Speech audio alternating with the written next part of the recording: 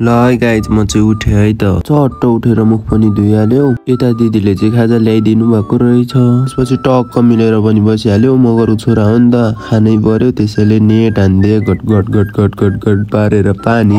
त्यसपछि सबैजना मिलेर खाजा पनि खाइहाल्यो। खाजा खाने बित्तिकै नौनी ठाउँमा पनि गइहाल्यो। त्यसपछि सिधै टिका लाउने ठाउँमा अनि फटाफट लाएर टिका पनि लगाइहाल्यो। दिदीको पालो पनि भ्याइहाल्यो अनि हाम्रो पालो आयो। त्यसैले हामी मिलेर दिदीलाई पालो टिका लगाइदिए अनि कोसेलीहरू आदान प्रदान गरेर तिहारमा गर्नुपर्ने कार्यहरू पनि सकाइदिए। त्यसपछि दिनभरि खायो, दिनभरि बस्यो अनि लाग्दिए बेलुकातिर खडखडै खेल्नलाई। खडखडै खेल्ने ठाउँमा पनि पुगिहाल्यो। अनि के थाहा त जित्छ भनेर खेलेको झन् 1200 उल्टै चुना लाग्यो। हारिसकेपछि के गर्नु त, त्यसपछि आएर यो जादु पिङ खेलियो। अनि आजलाई चाहिँ यति नै गाइज, टाटा बाइ बाइ।